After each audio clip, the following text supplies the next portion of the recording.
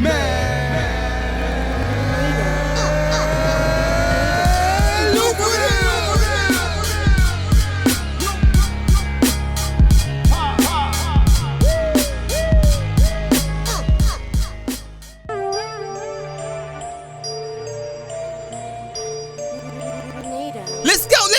go! Woo!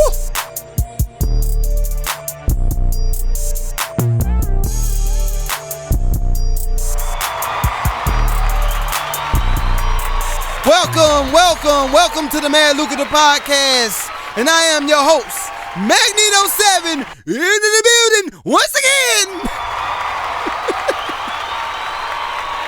What's this?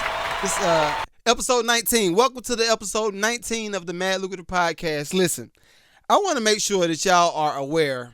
Well, first off, I hope your weekend was amazing. I know mine was. Listen, mine was amazing for real this time, yo. I know sometimes y'all be like, yo, is this dude always having a good day? Most of the times I'm having a good day. Most of the times. But last weekend, no. Thank you. Yeah. So before I get into my Uncle Dad mode, because we do got action and we got Reggie the real estate guru coming soon. Let me just wrap up last weekend on to this Monday. So how this happened was, right? Y'all know I'm into real estate and I'm into music and I'm into a whole lot of other stuff. So legal stuff though, all legal.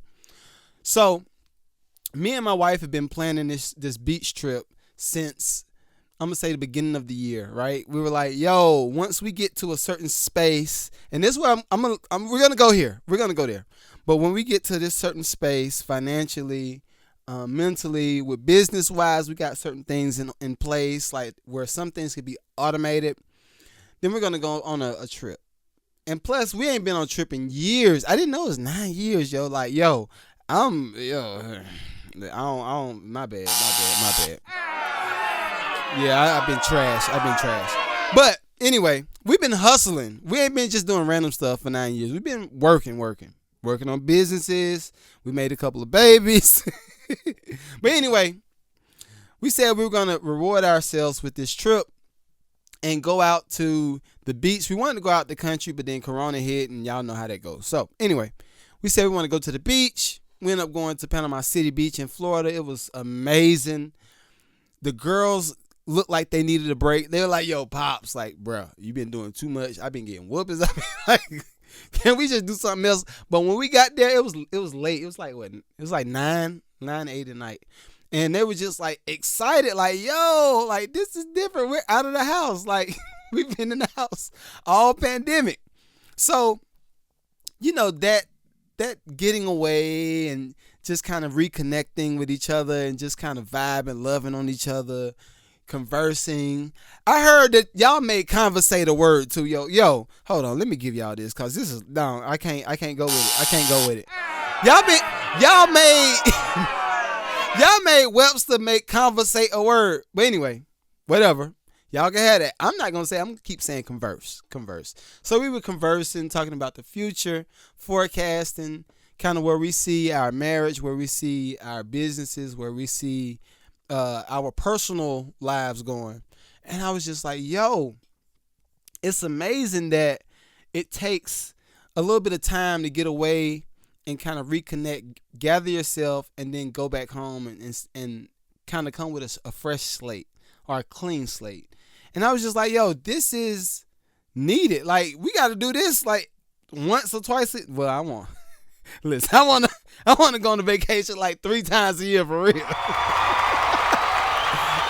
maybe four, but 3. Yeah. So again, you know, we were talking about things that we want to get, things that we want to see, body wise, even some of that stuff.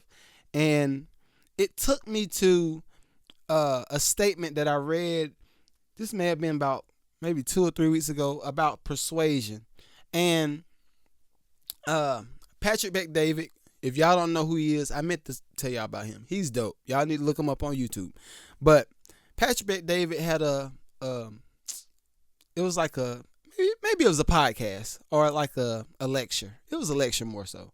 And he was talking about how persuading others comes from you persuading yourself first, and then it just has a trickling effect. And I was just like, yo, how many times have we persuaded ourselves to do something negative without even thinking about it? Yo, like, yeah, I don't really feel like doing XYZ, working out today, right? I don't really feel like working out today, so I'm going to do XYZ, which may be just Netflix or doing something. Could be productive, could still be productive with your time, but a lot of the times when it's negative reinforcement, you're telling yourself, I can't do XYZ, I should not do XYZ. But sometimes persuading yourself to work out, eat better, what else? Have more sex. If you're married, have more sex, and just talk more, clear your mind more. That's important, y'all. Like, it's really important to just get into that space where you're at one and at peace. So that's how my weekend started. I didn't mean to get off in that tangent, but yeah, it was just a cool little space to be in mentally and emotionally. We thought that, well, I ain't gonna say this. I'll say this. I thought that when you go to the beach, you know, everybody just got their swimming clothes on, swimming trunks, swimming suits for the ladies, and you're gonna get in the water, chill, whatever. Yo, when you put kids into the equation, yo, it just changed. Yo, everything is like, oh, no, that's danger zone. Don't do that. Don't do it. Yo, it's amazing how many things can kill you. Yo, it seemed like everything at the beach could just kill you as you go on the trip when you're thinking about kids. Because it's like, yo, okay, don't get too close to the edge of the rail, especially if you're like staying 6 floors, 10 floors up. Yo, don't pull no chair to the edge of the rail and climb up there and jump off. You could die. No, don't go to the edge of the sea or the ocean in the sand because you could die. Like, don't. Everything just became a hazard. But I will say, like, my youngest, she a little G, yo. Like, so where this is coming from, right? I think this was Saturday because it was daytime. It was cold though too.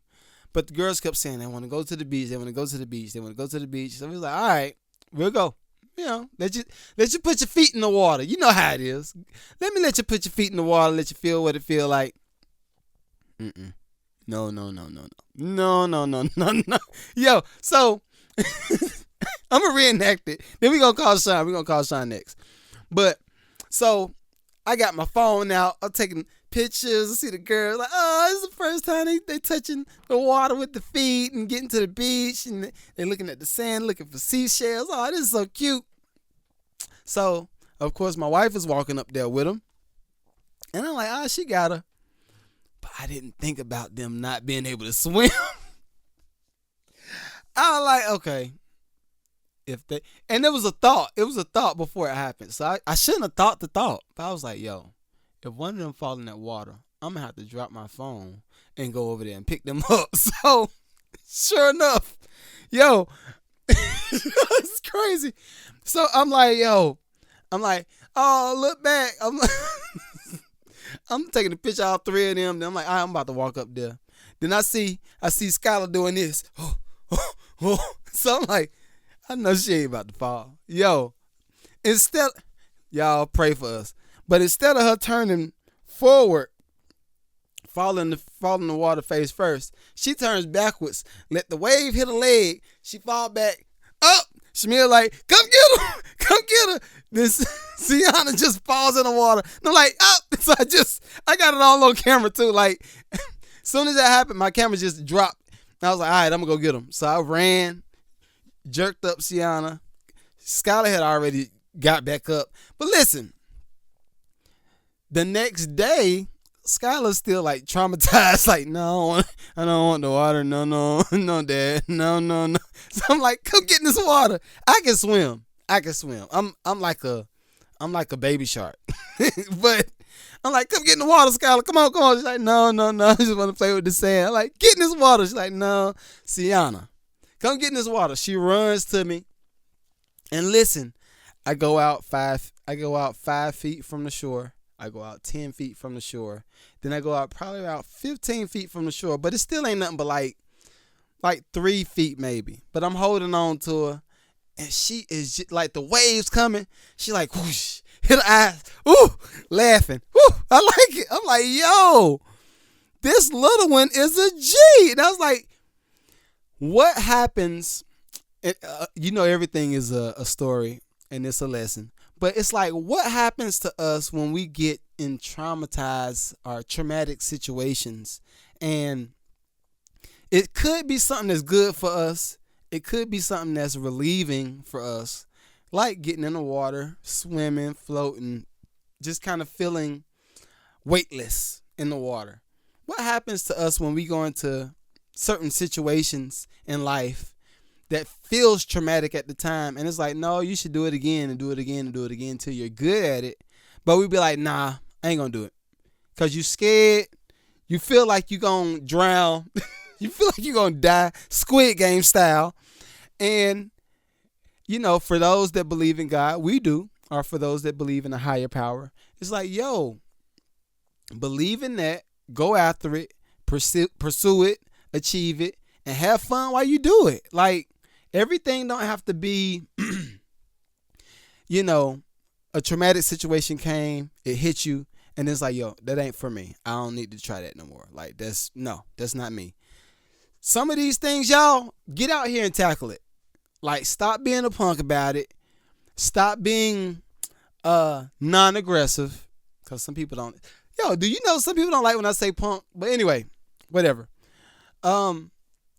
Let's be intentional on learning lessons throughout life.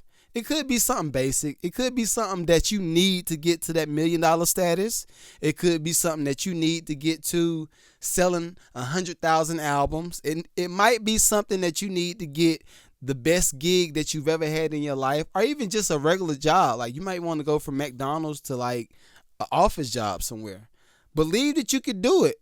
Don't let the traumatic situation keep you from achieving the higher level of yourself, right? And I'm going to leave that there. Y'all like that? I like it. But anyway, let's call Sean.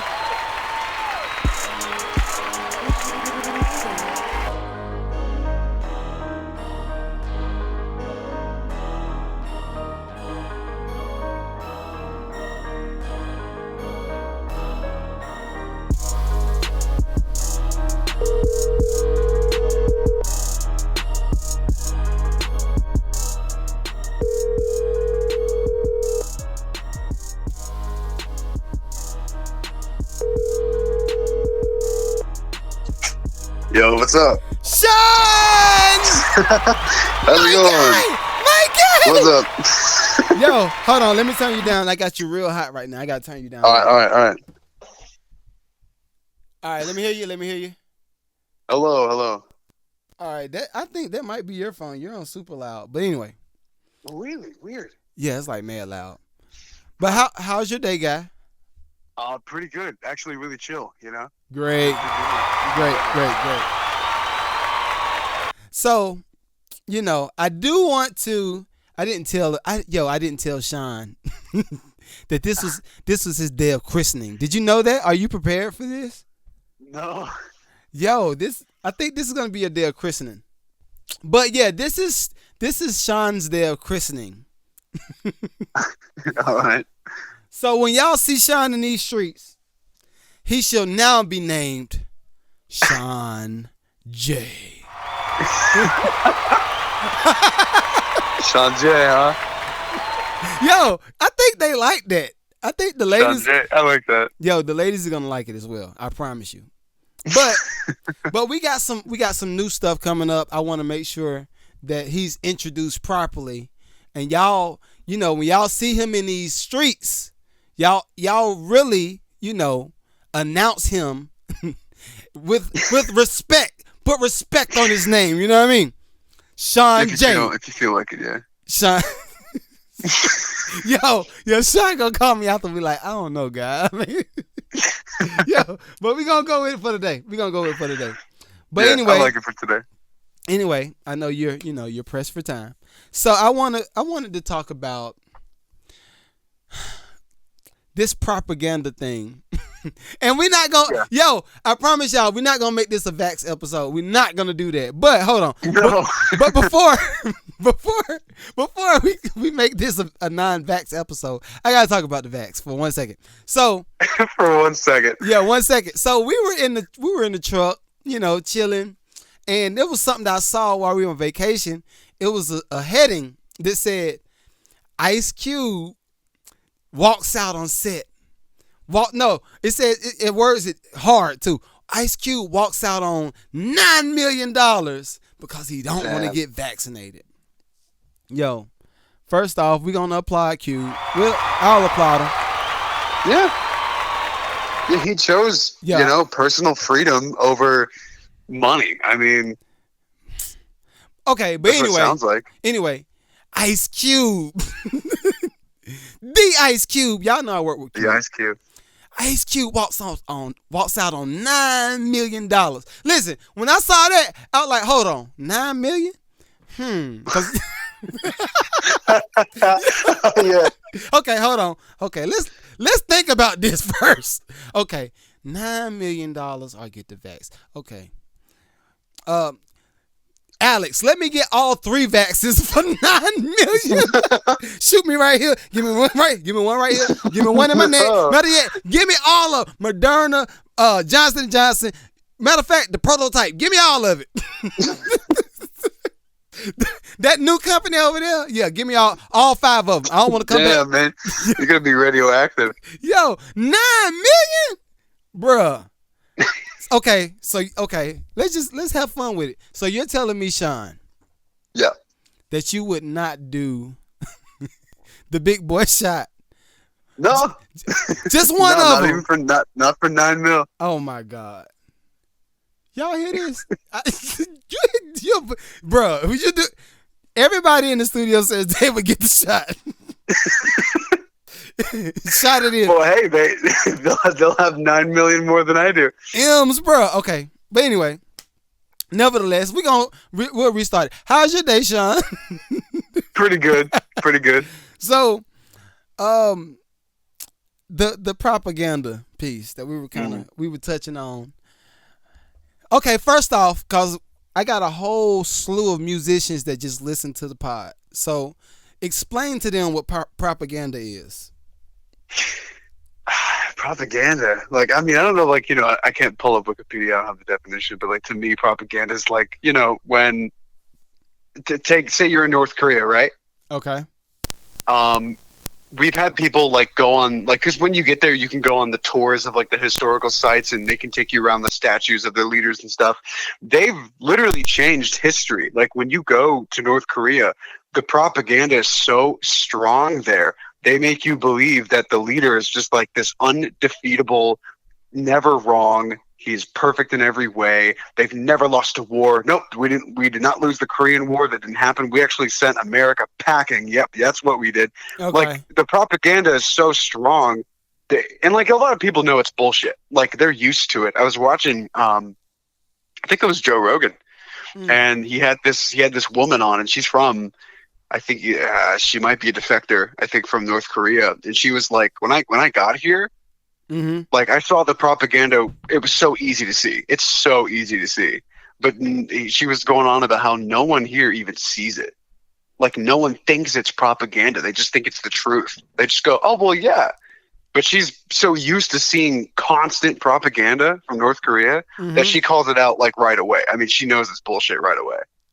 Okay. So, like, yeah, like, when, leaders or a news source or, the governing body of a country, or like whatever the narrative might be, wants you to believe something, that's what propaganda is. They unrelentlessly push it out everywhere you look. You can't even watch a kid show without seeing it, like propaganda. So, okay. Trying to get people to believe something. So, has there ever been any time in history where you feel like propaganda was used for a positive outcome? Or do you Yeah. think? Or do you Here's think? a big one. Okay. I think the whole Rosie the Riveter thing. The who? The whole, so the girl with her arm like clenched in a fist, and she was like a working girl on the poster Yeah. during World War II times. Uh-huh. That company made that to get women. So it was a little bit capitalist. It was propaganda, but I think it was for a good reason. Like a lot of the men were at war, so the factories had no workers. So that was kind of the time where women had to fill those jobs and keep the country running while like a huge chunk of its people were away.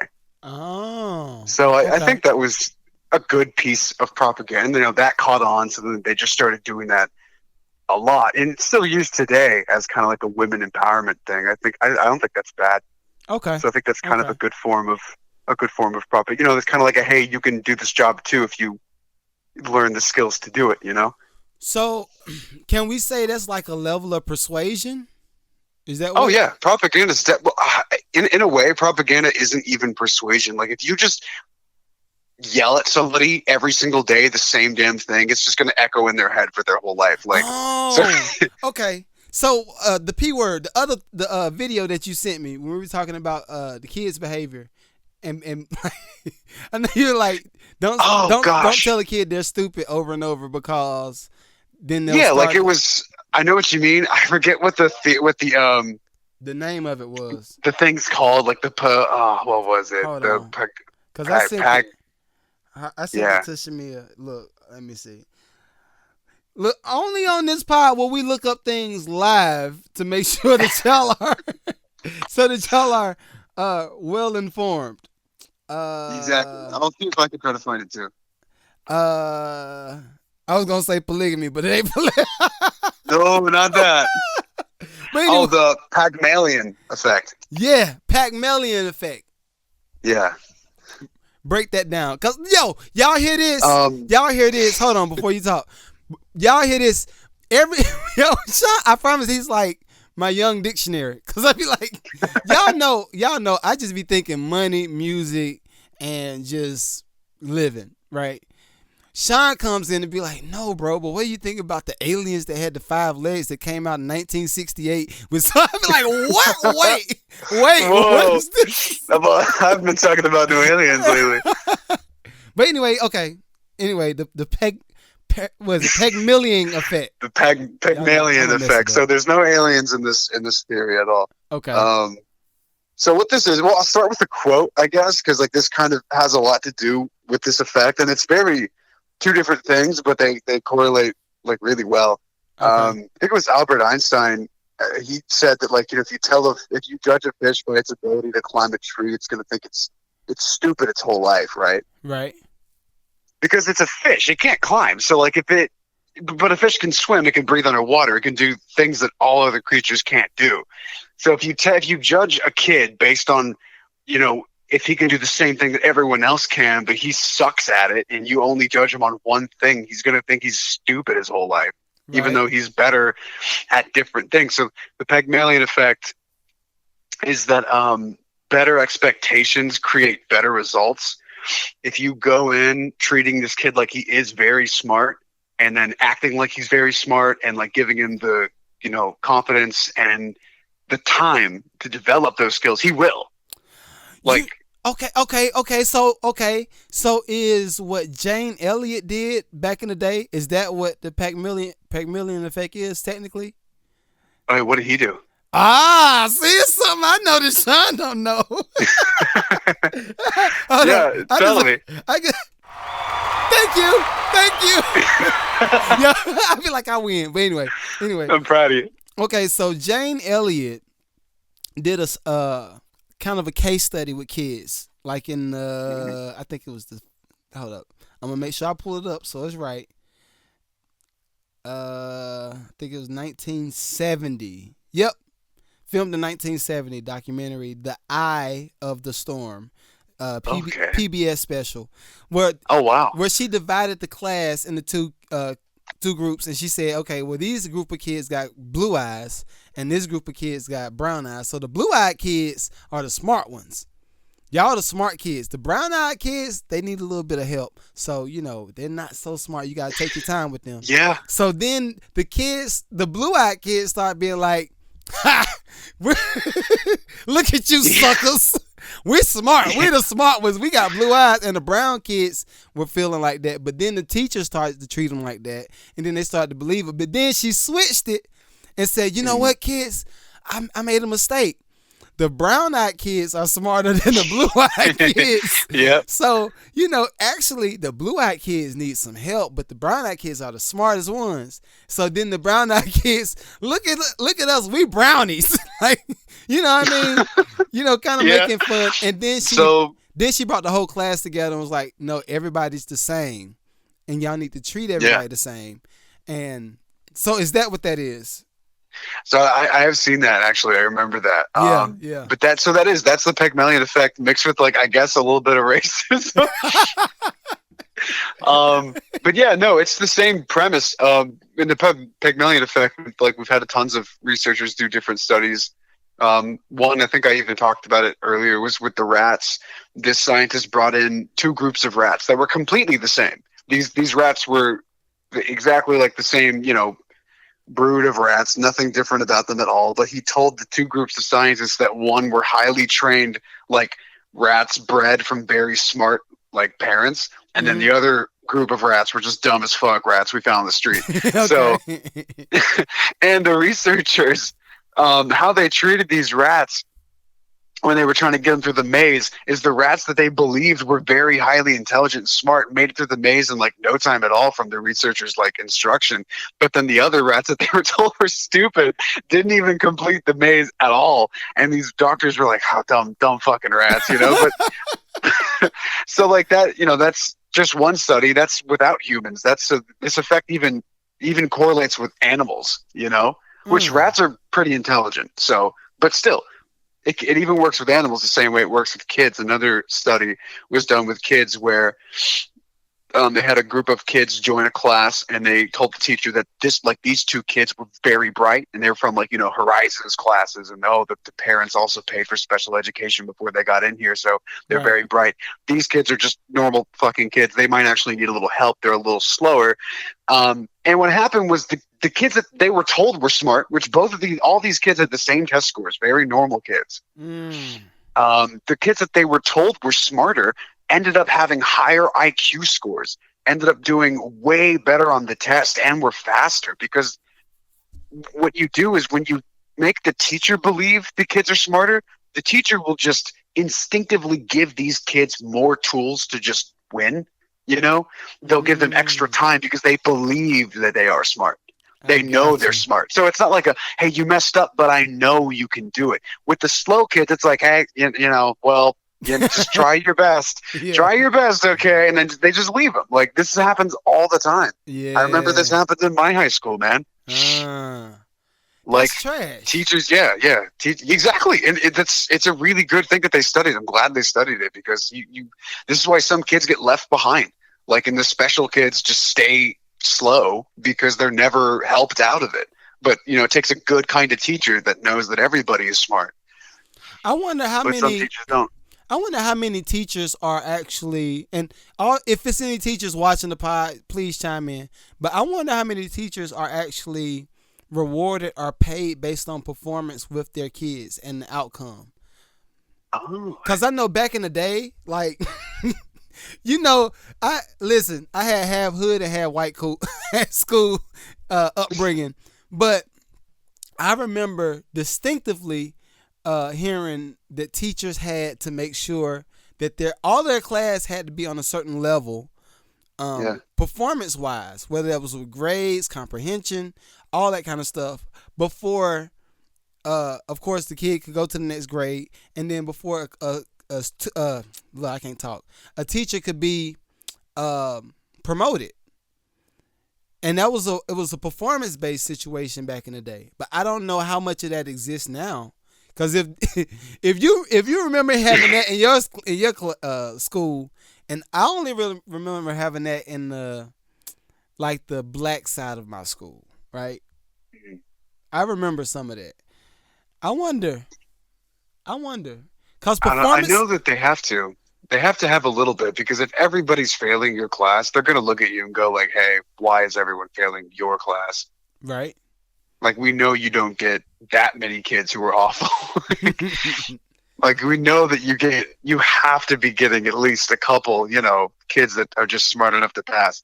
Right, Which I right. don't like that phrase anyway. Everyone is literally the same intelligence, unless they Uh, well they if they put their mind like at base intelligence, I mean, like as in everybody is smart enough to get something if they put their mind to it. yeah, If yeah, you don't study, no, you're going to stay at your base intelligence and you're not going to pass the test. right. But if you study, you'll find that you can actually do it.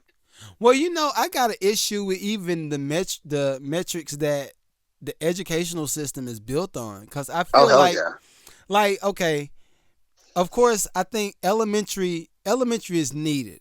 I think that's is necessary. Like everything that's learned there, whether Yeah. that's basic arithmetic, writing, reading, all that kind of Yeah. stuff, Times comprehension. tables, Yeah, indices. yeah, that's needed. I get that.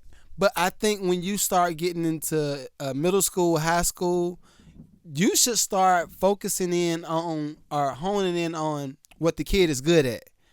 Like, Oh, especially that's what high schools used to do that in the day. My mom and dad went to exactly. this high school where their junior and senior year, they had a chance to take these like basically electives where you would just leave school and you'd go to a job. Like Yep. you'd train in a trade job or like whatever Right. you want to do. Why don't we? No, I severely think it is God. Public education has just gone. Like we took out home ec. There's no home ec anymore. Oh, really? So kids, yeah, I had not one cooking class. I didn't learn anything about home ec at all. Okay. They replaced it with just homeroom, which you just show up and then you do nothing for like an hour. No, legit. Like homeroom was basically a time to just get homework you didn't get finished, like the night before.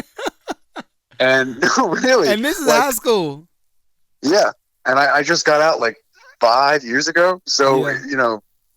Wow. like I mean, and I'm sure it's even more different now, but like all the stuff I heard my parents talk about and like older people talk about what they went to do in high school, I was like, none of that shit was in my high school at all.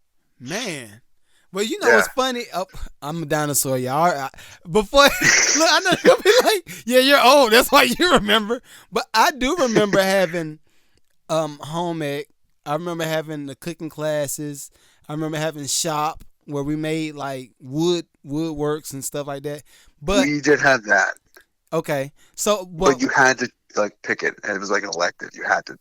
but to take it a step further, like okay, let's say you have a kid like mine. Okay, let's say Skylar, for instance, right? Mhm. I know for a fact right now, when she's an adult, she's gonna do something that's creative. That's just her. Yeah. That's her vibe. That's her thing, right? Sienna might be like a doctor or some type of whatever, but I don't think either one of those are a lesser career. I think No. it's up to us to prepare them for what it is they want to do. So let's say preparing her means making sure she's aware of real estate and investments, because you need investments and all that kind of stuff to have money to survive while you pursue your dream, right? Mm-hmm. Having schools that do that, the extra step. Like, okay, if you, I hate to say it like I'm gonna say it, but it's gonna come out like this, whatever. But if you pick the bullshit job, or Yeah. you got a bullshit dream, I hate to say that too. That sounds bad. A less lucrative, yeah, this the Mad Lucrative Podcast. You have a less, Hey man, some people have bullshit dreams, where it's like that's what you dream about. You're like, that's as far as you want to go, really. And there's, like you said, there's no hate. Like if you are content, dude, people are jealous if you're content with what you have right now and you want nothing else, dude. Everybody wishes they could be like that yeah, because, like, dude, because that's happiness. Like if you're seriously fine with what you have right now and you want nothing else, damn. yeah. But I guess I'm looking at like, okay, from a, let's say 12 years old to 67. That's Yeah. a whole lifespan, right? it would be trash. Cause I hate the whole starving artist idea. You know, you're gonna work, you're starving artist, and then you make it big, but then you might make it big at 50. I tried it for a couple of years. You make it big at 50, so you only got a good maybe 10, 15 years of bliss, and then you're gonna get ready to die. You're preparing to die. Your body is failing you. Your body is failing you. Like, I feel like we should start getting some things in the place where, okay, this kid wants to be a freaking macaroni artist. They want to build macaroni statues, and they love building macaroni statues. They just can't get away from it. Okay. Okay, maybe we should try to teach them how to be a real estate agent, and let's say from 9 to 12 every day you try to sell houses. You sell a house every 3 months. You don't even have to be you don't have to be an opportunist, just enough to survive. And then you go make your macaroni statues. Like, I think it's up to us to try to get those things into place. Yeah. You know, I gotta think about that. I see what you mean. Yeah, but you gotta teach them how to make money. Yeah, because I mean, I know how it is for an artist. Like, you're an artist, right? And then we're not gonna put the job out there. I would consider Sean, he's an abstract thinker. He's an abstract thinker artist, right? So yeah, let's go with that. So to do a manual labor job every day, it's just going to be taxing on your mental. It's not going to do nothing. For sure. You know, I can see, and I know you probably be like, yeah, that's the shit. But Sean could buy a RV, and you live in the RV, you have plenty of snacks, vegetables, and stuff, and you just drive around the country for years. Yeah, that sounds great, doesn't it? Maybe not. Maybe for like a couple years. Yeah, maybe not like for years though. I'd like to have a house. That don't sound good. It's nothing. I don't like it at all. But anyway, not my dream. Not my dream. I would love to. Oh yeah, traveling. Like, I know where you're going with this. Like, there's no way in hell that you can get into an RV and then start driving around and waste all your money if you don't have a job like that pays you lucratively. Right. Because you're not, like, what are you doing? Who knows? And then if you have no goals to get to a job that'll, like, mad pay you, then you're going to waste all your time. You're going to get back when you're like, what? I don't know how old you are, and then you're gonna force to get a manual labor job or some shit that you don't like, and then at that point, all you have left is retirement. Yep. To try to bet on, and your social's gonna be gone. I mean, they're already sucking it dry. Exactly. So that's something that I want to work on. That I'm gonna work on that. Sean might help me to work on it, but it won't be for y'all. It'll be for him first. But anyway. Last question. How's dating life, Sean? How's what? How's dating life? Oh man, it's going nuts, dude. That's how it is, It's how I feel like it's like the music industry. You get a beat, right, and then everyone loves it, and then you're doing real well, and then no work, and then you're like, damn, what happened? And then the next week, you get bitches, and you're just like, shit. So we're not gonna call them bitches on the show. Oh, you get nice young ladies, fine young ladies. Yo, Sean be wanting to smoke, man. Why? But anyway, if y'all don't know, Sean is still a bachelor. He's out here. He belongs to the streets. So far, you belong to the streets. Belong to the streets in my RV. So if you're single, I showed him too. It was some bad ones in Florida. Like, Florida's crazy. All the ladies that were in Florida, I want you to holler at Sean, especially the blonde one. If you're listening, I know she's not listening, but the blonde one from First Watch, make sure you hit Sean up. Your cards. He's Java Juice. Sean J is gonna be your Java Juice for the day. Yep. My pleasure. But anyway, we got some new stuff coming up for y'all, so make sure y'all stay tuned. It's gonna be popping, and we'll make sure that Sean keeps his name, Sean J. All right, bro. I appreciate you, dog. I'll holla at you. Of course. See you later. Peace.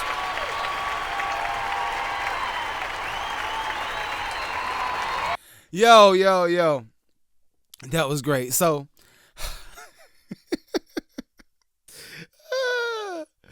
yo, Reg just hit me up. My bad. So, we going to hit up Reggie now. Let's get it going.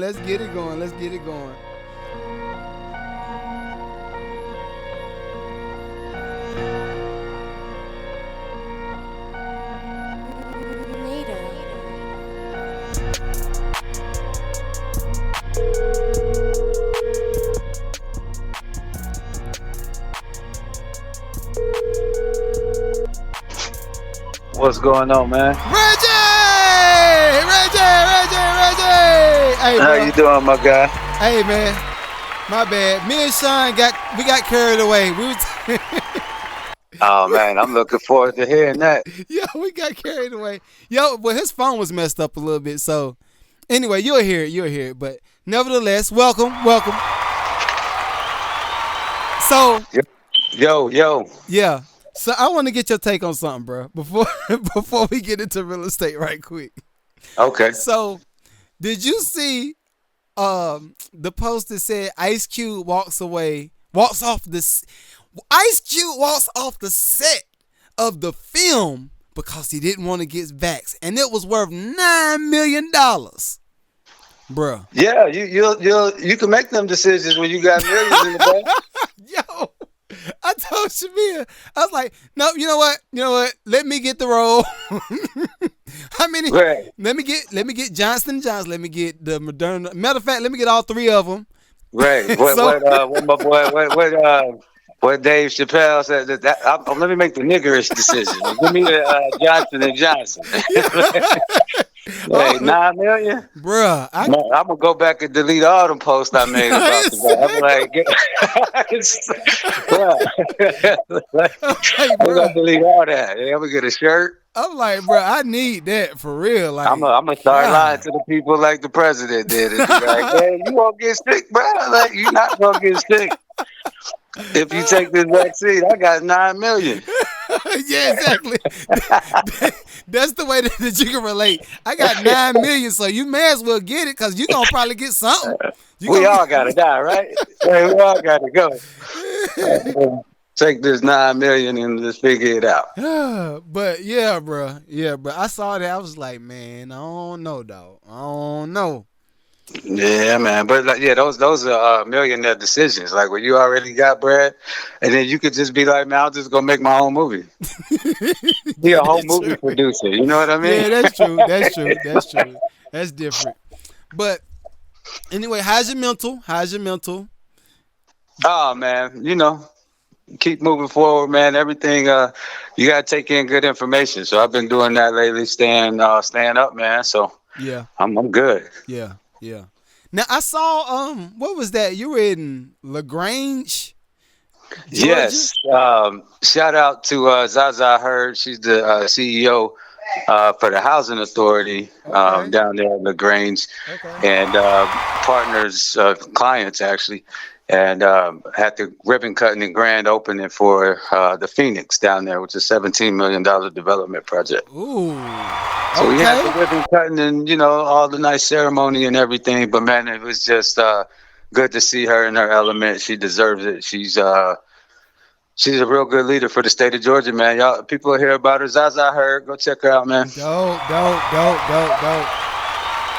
Now, first, before we get into the real estate talk, I got to ask you one thing, bro. What's that? Why you ain't tell me that Alabama had all these cotton fields, bro? Like, I was like, bruh.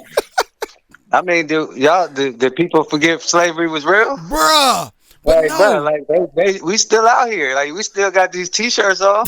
Like, that's somebody true. gotta. That's true, We just ain't picking it no more. bro. We still gotta grow it. Yo, so me and Shavir was riding. We were riding through, going to Panama City, right? And so, Oh yeah. we just, of course, I ain't never been to Alabama, like no parts of Alabama. So, Oh man, we gotta fix that. dude, I was riding. They said, okay, you about to switch time zones. I was like, okay, that's different. So, bro, I promise you, it seemed like as soon as we hit that little stretch, was it 431? 431. Yeah. Bruh, I was just like, Bro, I'm telling you, and then right now, wow, you October, November, so they be blooming right now. So you yes. should have seen like all the white. You saw everything. Yeah. Bro, I was just like, yo, and I was like, yo, they were picking this for miles? Like, no sir. No, Bro, sir. bare hand. Bare hands out there. You know how glad they would see the cotton. Yo, bro. But then I saw the houses. Like, I ain't gonna lie, if I had a budget, I would definitely go do some type of slavery movie and like try to switch the narrative. But yo, I saw the houses and I was just like, yo, oh yeah. It used to go down. It was going down. Yeah, and see, and a lot of times we don't even understand our history in that. You think about the large plantations, right? Mm-hmm. Equate that today to like our Fortune 500 or Fortune 1000. You know what I mean? Like companies in the sense of it ain't like everybody was slave owners. Them broke white people couldn't afford that. Yeah, that's like, true. Some of them was out there working too. They just got paid. So, okay. The videos show and movies, show like it was just nothing but Negroes out there. Like, right. Nah, that was where the jobs were. But you was just out here for free. Okay. We gotta, you grow up with that picture in the mind, like all the white people owned slaves. Like, no, most of them was poor. I didn't know that they were. So it was white people picking cotton too. Like because again, it wasn't just cotton. Again, that's just the stuff that we've been paid. We had to do border pick cotton. Yeah. We had to. You've been out in the country. You got the farmlands. Like we out in this industry. And then it's the crop that's growing in particular areas. So you had the same ones. Over here in Alabama picking cotton, but you had them other ones over there in Georgia picking cotton, grabbing them Georgia peaches and everything. Okay. Get all this stuff. Like, it's the industry. So, in that era, in that time, it was heavy on those types of products with us being able to produce. That was the industry of the time as well. God. So that's why I equated to, your Fortune 500 and top 1,000 because, we like to think that, all black people, all the white people were slave owners. Like, nah, bro. Like, only the ones that had that type of land ownership and business. Even the white people that didn't even own land, they couldn't even vote. Wow. You only could vote if you own land. I didn't know that. So we gotta, it's just history. Yeah. Learn the history, bro. Like, it's a lot. Once we understand that, we'd be like, oh, wow. Okay. I get it now. But, we all buy into them stereotypes. But you went straight through a stereotype down 431 looking at all the cotton. Like, yeah. You might have saw a slave out there. I don't know. Yo, but no, the crazy thing is, okay, so going down there, and, if you didn't know, I hate driving at night, bro. Like, I hate it with a passion, especially if it's somewhere I ain't never been. So I think of Texas Chainsaw Massacre. I think of all the movies. You think about all that, you should have been looking for them deer. Bro, so we riding and like I didn't know, like it's just straight like 2-lane roads for like it'd be like 72 miles. 2-lane roads. All right, bust this left right here. Another 83 miles. I'm like, yo. I can't do it. Don't get down there and hear that signal loss on your GPS. You be like, not out here. I can't take that. No, sir. We gonna fly next time. I'm not driving. I can't drive that no more, dog. But so you sent me a post that was talking about who was it? Zillow, right? Oh yeah, man. They're trying to get off some of that inventory they bought up. So they bought too much product. So how much of that do you think is gonna start going on with all of the companies that's been buying wholesale properties for the past 2 years? Well, as business models kind of shift, I see that happening. I mean, all the time. We hear it, whether it's through the real estate or stocks, when companies doing buybacks, or there's all these different mechanisms when you're moving assets around. But Zillow, tapped into a space that they were not originally in. And so you got to see how they could be overzealous and really not understanding how that market works. Okay. And, ultimately, thought this was going to last a little longer than it did. But these are signs that investors need to pay attention to, because they're going to sell most of that off to investors that got the cash and capital to buy it. So, propping up, the market. Right. They're not going to do all these loans because it's getting harder. It's not impossible. It's getting Right. harder. Right. For people to qualify for different loans, and so that deals with the price increase, and instead of going through that process and trying to get off so many assets at once, they're going to probably sell them. Not probably, they're going to sell them to investor, and typically some of them investor pools can grab 100 of them houses at a time off of them. Golly. Because this is a little different than when they, were buying the mortgages, because Zillow was actually in the process of they were buying the physical house. Oh, so they wasn't just buying, like, if you got a finance with Wells Fargo, they buy your loan and then sell it off to some other company. Yeah, so that's the equivalent to the mortgage-backed securities or the mortgage note industry. So, when it comes to those sales, they were actually buying houses, bro. Like deed and all. Like in all. Wow. And so now they got all this inventory and when they, for them to see the market kind of slow up, this ain't your typical homeowner that's gonna, we'll be here until it sells. They like, bro, we gotta get rid of this. Right. That's interesting. So do you think with them doing that, they're gonna start dropping the prices so people can buy in bulk? It could, just depending on where these properties are. But you also got to know, like, if they've announced it and they're doing it. There's companies in it's a lot of these companies that do own and hold these mortgages who've been selling off some of these assets for a minute now. A lot of people, you hear people say a lot because of the price increases that this is not a 2008 situation. This is not a crash situation. And in some instances, in essence, and to their knowledge, they're correct. And we have better mechanisms now, so it doesn't get as bad.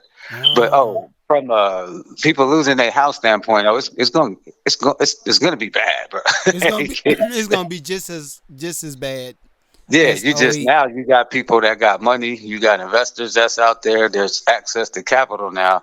So now those houses can be bought just as, fast. So in 2008, when we did have the crash, it was in the job arena, if you recall, and the financial institutions that were having the problem. So that's not the problem now. So they could flood the areas, neighborhoods, communities with capital in order to keep them houses occupied, putting people in them. Yeah. You got companies out here now building brand new homes solely to rent them out. And one of the things, that's been happening, and one of the big captures is because when these people that get foreclosed on, when those things actually happen, they still need somewhere to live. So, how does inflation affect the house prices and the loans? Like people actually being able to get loans? Well, again, it's going to go on that demand for the money, right? So inflation, it really affects everything. What we really talk about it on the simplest terms of inflation is just these price increases that we've seen. Just imagine. I think you gave a breakdown about, a property that you guys were working on and on from what you bought it for to what it's worth now. Yeah. That's, when you own something like that, we call it appreciation. Right. My house appreciated. Okay, well, if we happen to buy, okay, well, I could have bought this house for this much. And now if I want to buy this from him, it's going to cost me what? Like, man, the same house. Okay, that from a buyer's standpoint, a consumer standpoint, that's what inflation feel like. Okay. So does You're that? like, man, I'm paying more now. So when banks to your question, if now we're lending out more money for these same properties, Oh. and then it's not just it's also when those prices go up. Just imagine the amount of people who can qualify go down Ah. Okay. Okay. because you're getting based off of your income. Got And you. so, like, whether you got a new job or not, like this, if you didn't get the new job, this is your income. This is how much the bank gonna give you. And so now where 3-4 years ago, you could afford that home, Right. but now you can't Got you. because your So income didn't change that much. okay. Just these So housing prices. okay. So in this scenario, okay, let's say inflation is went up, let's say just 5%, right? And then uh the house value went up 5% in a certain time span, and then everything just drops. Can the value of the house drop back down? Absolutely, and that's where I speak with some of these private groups about why I don't like how you have people now out here paying over asking price, and Mm-hmm. it's kind of being the norm now. Yeah. Because when certain things start to settle, especially with how some of these finance institutions are doing with some of these mortgages now, and investors starting to buy in some nice areas, but still being able to get certain things from a low price, the appraiser gonna give you the last sale. So Oh. when those prices start to drop, you on the hook for a $400,000 loan now, but they saying your house only worth 350. Okay, well you God. borrow 400, bro, so you're gonna have to pay. That's what a term that a lot of people heard back in '08 through 2012 was being underwater. Oh. And so that's a loan term that they'll use. Being underwater means you owe more, your mortgage is more, mortgage balance is higher than what your home actually appraises for. So at that point, is it still an asset? Yeah, it's an asset, and again, not to go too deep in ways. I mean, those things they're good or bad, just depending on plans. Like for instance, if I'm in my home and I plan on being in my home for the next 20 years, Mm-hmm. and they say, "Oh man, your house dropped this year by 10,000." Right. The same way if they told me it went up by 10,000, I'm like, okay, but I'm not doing anything with it right now, and I'm in it for the long haul. Okay. That's just like somebody, when they're buying stocks. Like you in here for the long ride, or every time it go up or down, you in there losing your mind. So okay, when we get into, look, y'all, look, it's done turned into a coaching A session. seminar. But so Hey, no, well, we definitely want people, especially this mad lucrative crowd, to really get the knowledge that they need. yeah, And we'll have people on the show as well, and directing you guys to resources where you can hear this type of real estate talk all yeah, day. and We I want you guys to do definitely it quick. and I hit up Storm too to hit him up about offering the what is it, the 90-day or 30-day buying house first flip or Oh something like yeah, that. they're doing the challenge. Yeah, Shout out to Storm and Ash, man. They're doing. I think it's like the My First Flip yeah, challenge. yeah, And so a lot of their students, through the courses and things that they offer, um, have the opportunity to get assisted, mentored, and help through their closing out their first deal yeah, as a real estate investor. So I'm sure they would love for this same crowd, and that's why we talk about it as much, and that's what we do on a day-to-day basis, right. just in the industry, with fix flips and changing communities as well, and having strategies behind it. All these things can be discussed, but for those in this group that's interested in, that's a good challenge to be a part of. I think they already started, but man, I think the Yeah. buzz around it, they should do another one. Yeah, and that's what I told him. I said, because I've been seeing him on IG, just promoting it, him and Ash. And I was like, yo, I got to have him on the pod just to offer it to people. Because I think, like, for y'all that don't know, when you get in the house, it is a process. Like, you going to want to kill somebody. Because, like, the back and forth with the loan officer. And then trying to, what's the other thing? Bank statements. And then, your credit score dropped like this. I hit Reggie up when I was trying to get the equity play done, and I was like, "Yo, like he had to do a rescore," and Reggie was like, "Yeah, you can't buy nothing. Don't use none of your cards." What was the reason? I was like, yeah, bro, like they gonna do all that again. Like I said, they could do that up to the day they close on their loan. Like, And now let's check one more time, bruh. And they did exactly that. So, and when I'm talking about this, I'm talking about like a $20 charge. Like $20. Did you know that you just charged $20 on your MasterCard on so and so? I need you to pay that down. I was like, what? But oh yeah, them underwriters, man. They look. This is what you need to look like. If it's close, they like, bro, what is he doing? Yo, you'll have them. You'll have those times when you got buyers or owners, either they're doing a refi, whether they are doing a purchase, and they'll be like, you went and bought a car, nigga, like a whole car, like right now.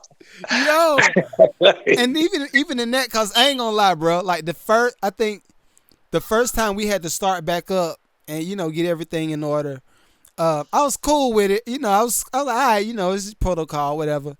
But then they sent me the what is it? A clear to close. Clear to close is like the reward at the end of the rainbow.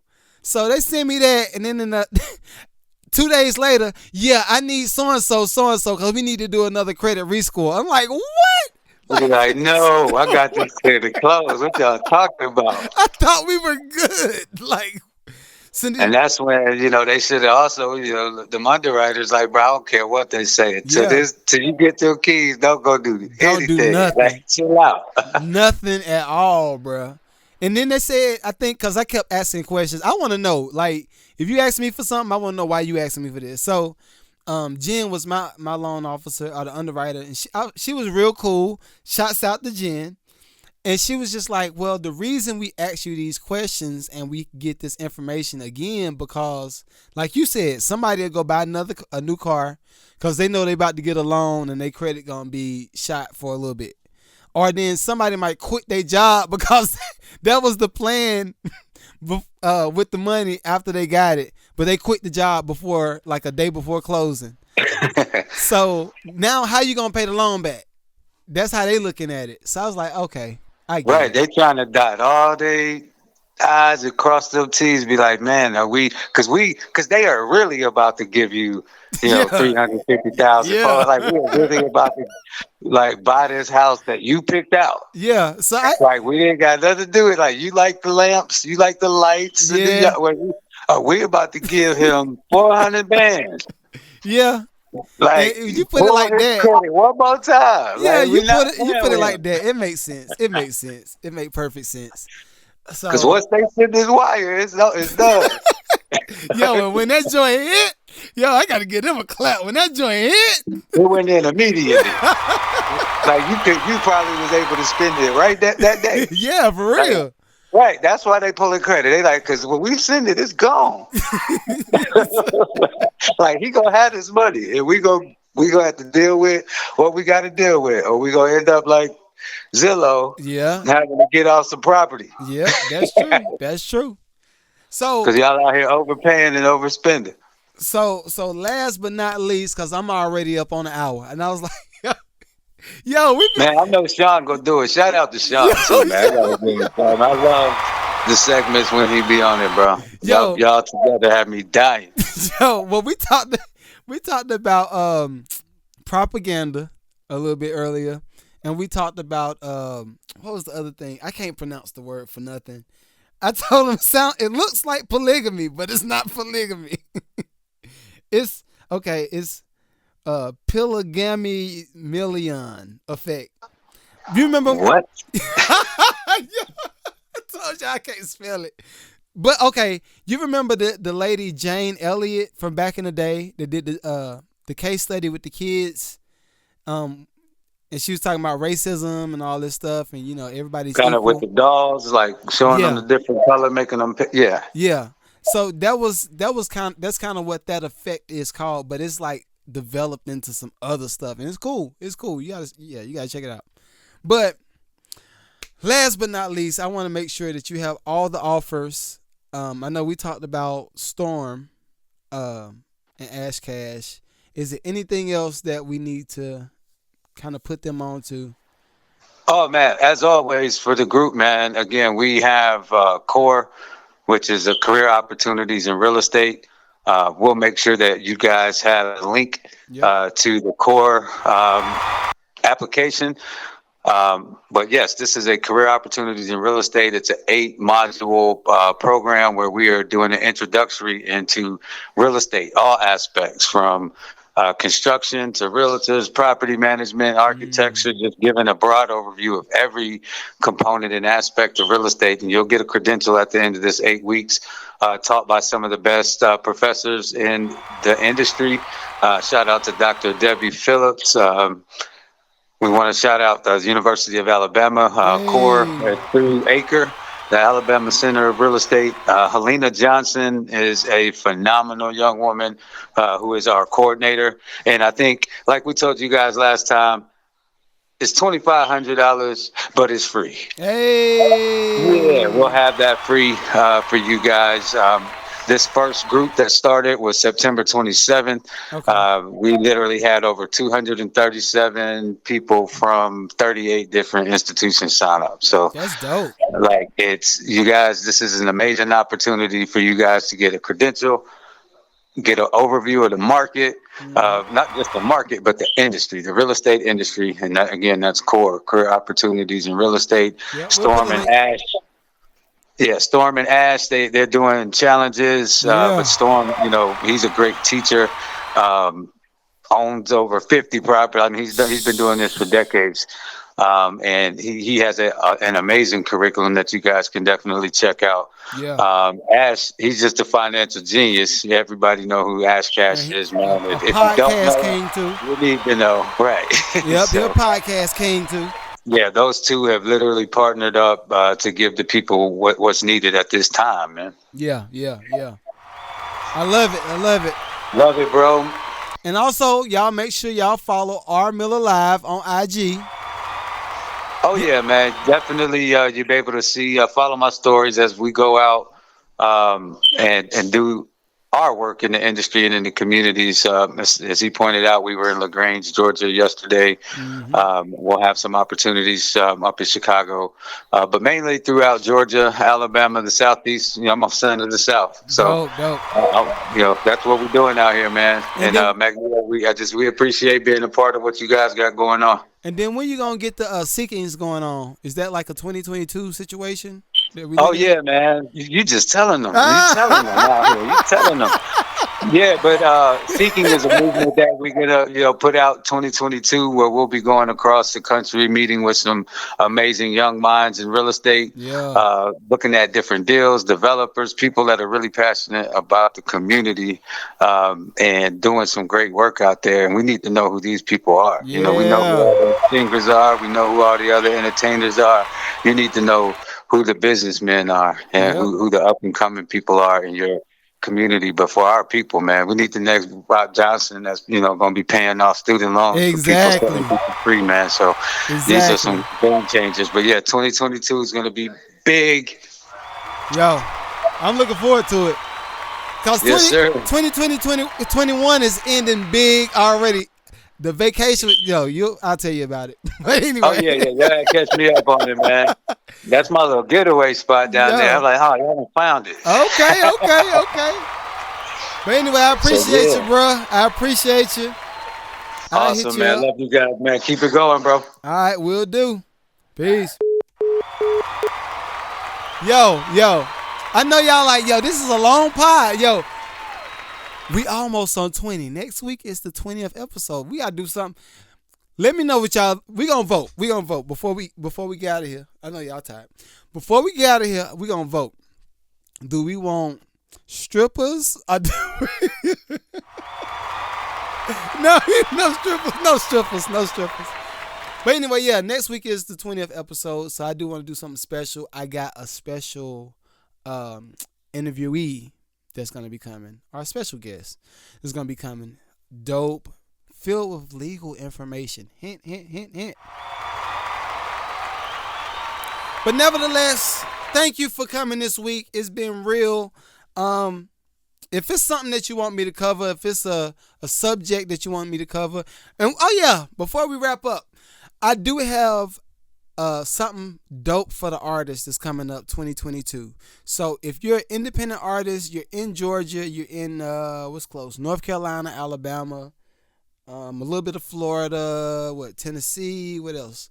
North Carolina, all of that. If you're close enough, I do want to invite you to the studio. We're going to have some fire sessions coming up.